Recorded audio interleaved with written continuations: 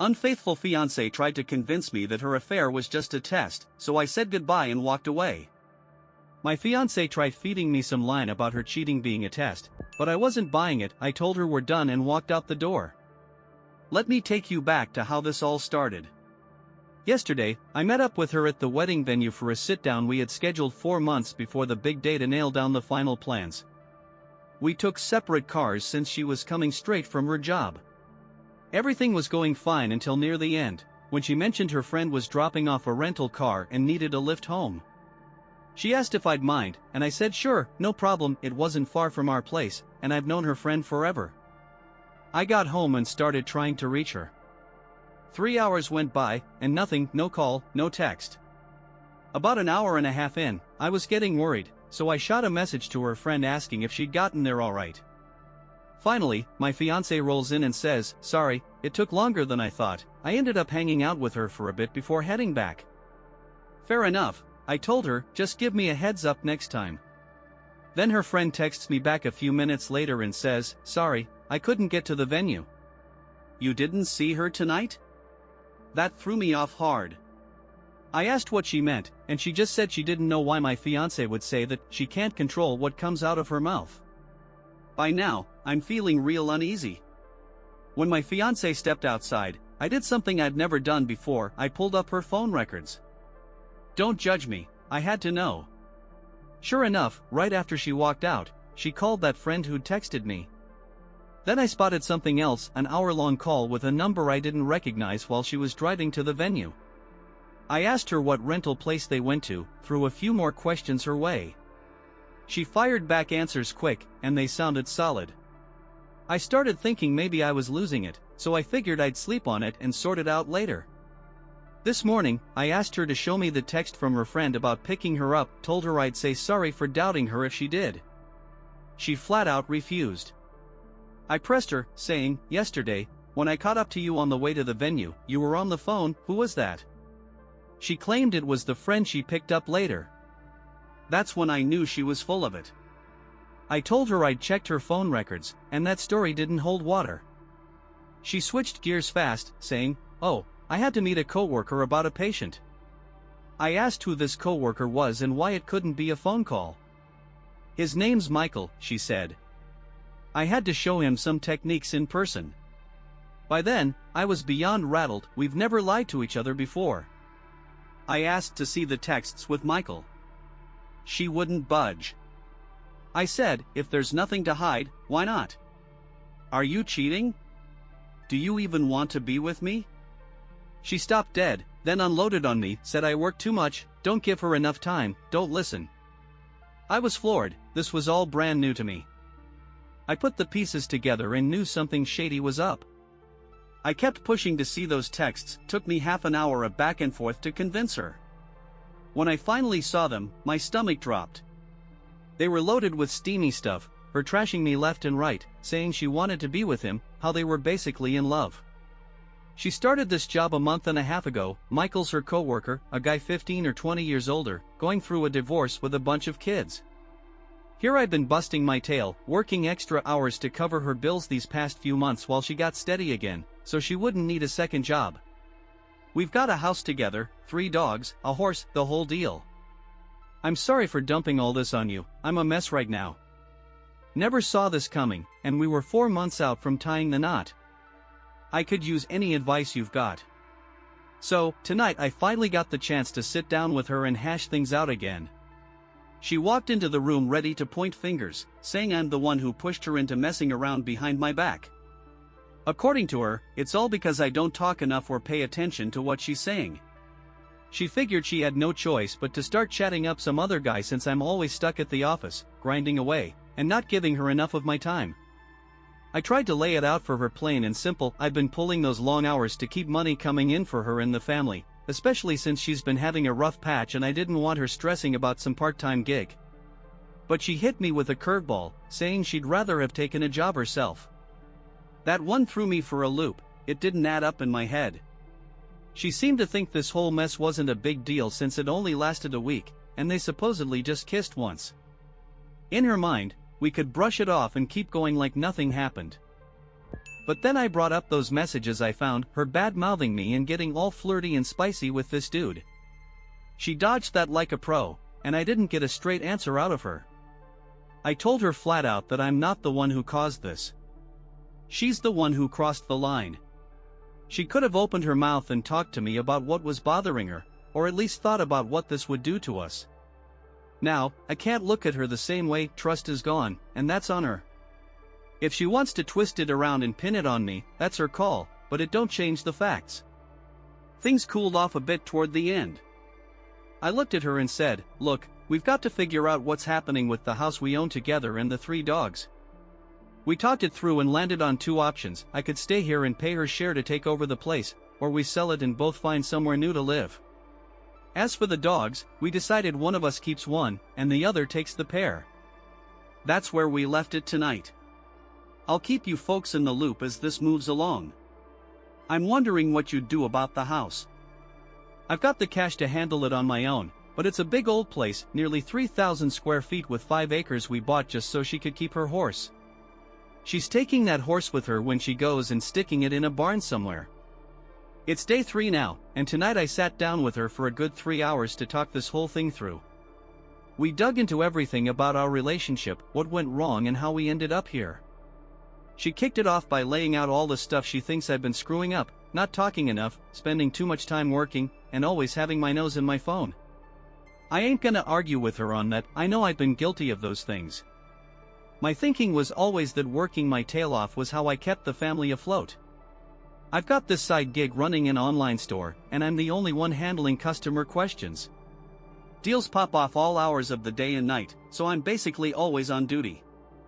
Looking back, I could have put the phone down more, maybe told folks I'd get back to them tomorrow instead of jumping on every message right away. The not talking enough part? That went both ways. Here's the kicker, I had no clue she was even unhappy about any of this. She never said a word to me about it. She claimed she didn't bring it up because she figured I'd get mad, but she never even gave me a shot to fix it. I'm not perfect, not by a long stretch. Sometimes I say or do stuff that she takes the wrong way, like I'm being a jerk when I don't mean to. Take this one time, maybe a couple weeks back, I was trying to help her sort out her money troubles. I work in finance, helping folks with this kind of thing every day, so I thought I'd put together a plan to get her straight. She mentioned she owed me something like $100 and said she'd pay me back when she got paid. I said, "Hang on, I think it's more than that. Let's check the transfers I've sent to our shared account." Turns out it was over $5,000. I wasn't trying to rub her nose in it, just wanted her to see how much I'd been pitching in. She got all upset, thinking I was out to shame her. That wasn't my goal, maybe I just picked a bad moment to bring it up. She told me I'd been too caught up in money lately. I get where she's coming from, but I was only trying to make sure we'd be alright. We've still got a chunk of wedding costs to cover, and I've been in full-on budgeting mode to keep us on track. What gets under my skin is how she keeps saying her cheating ties right back to my mistakes, like that makes it okay. She keeps acting shocked that I'd walk away from 7 years together over this. I've got to keep reminding her I'm not the one who trashed it. She did that all on her own when she stepped out. She even said I shouldn't have told so many people so fast, that we could have fixed this quiet like just between us. And then she circled back to that same line, if I'd listened better and talked more, she wouldn't have needed to lean on somebody else. I've finally pieced together what really went down with her affair, and I reckon I believe what I figured out from those texts I saw. They started texting each other maybe a week or 2 back. I ain't sure if they'd hung out before outside her job, but this time, the guy asked her to hit the park with him to shoot some hoops and chat. She went, and they ended up locking lips. I'm pretty convinced it didn't go past that yet, but I'd bet my last dollar it was heading that way soon enough. She swears he's not her boyfriend. Tonight, she took off, and I've got no clue where she's at, probably with him or crashing with a friend. Living here with her is weird as hell right now, but I'm hoping this mess sorts itself out quick. I can tell she's itching for me to take her back and patch things up. Thing is, I reckon the real problem was us not talking enough, something that had been building up forever. We fell into this dull, everyday routine, just coasting along, and this issue sat there simmering, never brought up. Instead of saying something to me, She went off and did this, then lied straight to my face and talked trash about me when I wasn't around. She's slick like that, and I don't think I'll ever trust her again. Sure, sticking with her would be the easy road, but I'd never feel right inside. Figuring out what started this has eased my mind some. It's giving me a chance to look at my own faults, like how I talk or don't talk, and see things from a different angle. Today, I kicked off a gym routine, and I'm planning to stick with it. I'm also getting back into studying for my certified financial planner designation. Took the whole week off work to get my head straight. I rang up the wedding venue today and called off the date for good. We got a little cash back, but we're out some unless someone else snags that slot, which ain't likely. I also gave her folks another call to fill them in. They're way out of town and probably fretting like crazy. I keep telling them everything's under control, no need to panic about their girl. I poked around online about interest rates these days, and let me tell you, I won't find a house like this for what I'm paying on the mortgage now. Apartments are even pricier. Best move for me might be buying out her half and letting her grab a place of her own. She seems okay with that so far. We're getting an appraiser to come check the house's value, figure out what half the equity looks like, and see if I can swing it. So, what do you folks think? Does this shake up your take on things? Am I doing this right? If not, what should I be switching up? It's been close to a month since this whole storm hit, and I owe you all the latest. This past month's been a wild ride, busy, heavy, and full of twists. I'll be straight with you, those first few days after it all blew up, I was a wreck. I'm almost ashamed to say it, but I was begging her to come back, acting like a fool over someone who stepped out on me. That was me at my lowest, but it was part of clawing my way out. I tried everything, fixing what I could, making things better, but nothing stuck. She even told me she had to pick between me and this guy, and she went with him. That's when it hit me like a ton of bricks. I'd let myself sink too far, and I had to pull back and focus on what I needed, not her. After 7 years of putting her first, turning the spotlight on myself ain't easy, but that's what I've been doing ever since. I shifted our joint savings into my own checking account. Did the numbers on what she owed me, then sent half the balance back to the joint account for her to grab. I've been hitting the gym every day since this went down. It's not just about looking better, it keeps my head clear too. I treated myself to some new suits, got a massage, and hung out with buddies and family. Looking back, this relationship had me cut off from them, which should have been a giant warning sign. I never spent money on myself, buying clothes just wasn't my thing. All I cared about was taking care of her and the pets. Now, I'm talking to a therapist every week for the first time ever. It's good to bounce my thoughts off someone and figure out my next steps. I'll probably keep that up even after this mess settles, just to keep getting better. Now, the big stuff, I'm still in the house with her. She's bunking in the guest room, and we barely speak. Only thing we say is, "You feed the dogs yet?" I think she's rotten to the core, and no matter what I throw at her, she's dead set on blaming me.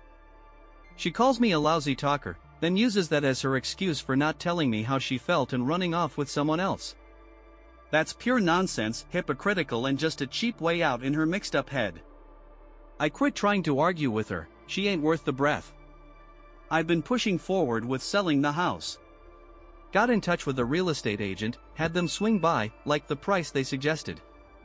Then she pipes up, asking me to call 2 more agents for their takes. One was a buddy of hers. Yeah, I made the calls, set it all up, met with them. That's how it's always been. I do the legwork. It ain't right, but I'll keep at it if it gets me out of here faster. After checking all 3, we stuck with the first agent. They snapped photos on Sunday, and the house hit the market that night. Open house is next Saturday, and it's already getting eyes online. She's hauling the horse off to some barn, don't know where yet. We talked dogs, and I said I'd take one or none. She wants all 3 to keep them together. They're a tight crew, and I ain't gonna split them up just for me. Plus, it lets me wipe the slate clean and start fresh.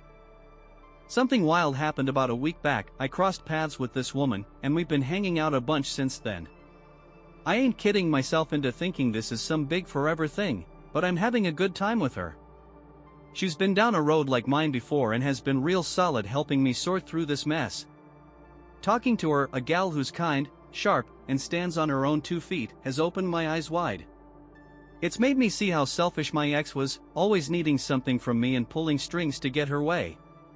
My family and friends tried to warn me about her years ago, and I should have listened. I got too cozy in that easy, predictable life, big house, plenty of land, awesome pets.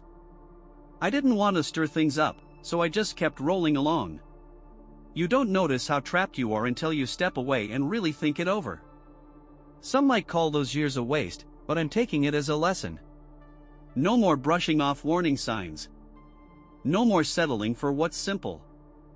I'm keeping my ties strong with the people who matter, friends and family.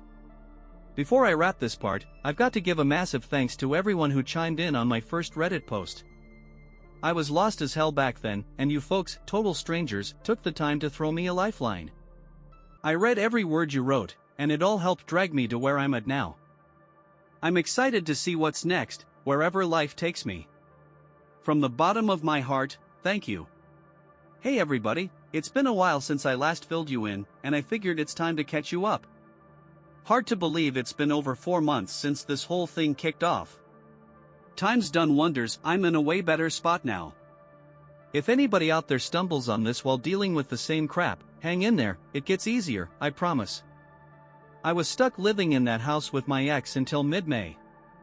Being there with her and the dogs, knowing my old life was gone, hurt like hell. We were like roommates who couldn't stand each other. I dodged her as much as I could, but there's only so much you can do. We slept in separate rooms, and the dogs could wander between us at night with the doors open. After those first couple weeks, she quit taking off overnight, and that pretty much stopped altogether while we were still in that place. But the texting and phone calls? Those kept right on going. I think she and that guy decided to just be friends instead of anything more, don't know for sure, didn't bother asking. She finally moved out in mid-May, taking 2 of the 3 dogs with her. Saying goodbye to them ripped me up inside, it felt like losing family. That last month there, I met up with her and the 2 dogs at a park a couple times. They knew me, wagged their tails like crazy, but I could see they were doing alright without me, and that took some of the sting out. We didn't talk much beyond how the dogs were settling in. She's living in a beat-up house in a rough part of town now, nice way to put it. There's a yard for the dogs, but no fence yet. Last I heard, she's still working on getting one up. In that stretch from March to June 15th when I moved out, I threw myself into things. Hit the gym every day, no exceptions. Poured my energy into my side business too, knew money was gonna get tight, so I hustled hard. Between March and mid-June, I pulled in 6 figures in sales. Didn't blow a dime on anything big either. That, plus the cash from selling the old house, gave me a nice cushion. I ended up buying a solid house in a good neighborhood, with a decent yard for the dog that stuck with me. Getting rid of the old place was a breeze, buying the new one was a nightmare. Lucky for me, the folks who bought the old house let me rent it back for a month until June 15th. I threw offers at 5 different places before the last one stuck at the end of May. Being out of that old house feels so good now. Every corner of it was tied to memories that weighed me down, especially after she left with the other 2 dogs, it was like a ghost town. Moving was a hassle, but my buddies and family stepped up big time to help. I've been in the new spot over a month, and it's starting to feel like mine. I'm still seeing that woman I mentioned, she's my girlfriend now, official and all. Living closer to her is a perk. She treats me right, and I'm damn fortunate she's around. She's been my rock through this, giving me space when I need it and rolling with my ups and downs. I've never been with someone who talks things out so clear and straight, it's making me better at it too, and I'm learning to read people and myself a whole lot sharper. Life's good these days. This was one of the roughest patches I've ever faced, but I'm thankful it happened. I was set to marry someone who only cared about herself and didn't give a damn about what I did for her. I'd gotten so used to that daily grind, worried about upsetting the dogs or losing the house, that I was fine being miserable. Now, I'm focused on figuring out what I want and need, and I'm making sure my dog's got the best life I can give him. My ex pops into my head a lot, good times, bad times, all of it. My new therapist has been a game changer, helping me see I'll likely never get that sorry I'm chasing, she's too stubborn to own up. We barely talk now, and I'm not planning to see her or the other 2 dogs again. That's what's best for all of us, and I'm at peace with it. If I skipped over anything you're curious about, drop a comment, I'll answer. This chapter's closed now, and I'm done posting about it. Thanks for sticking with me through this mess and for all the support along the way.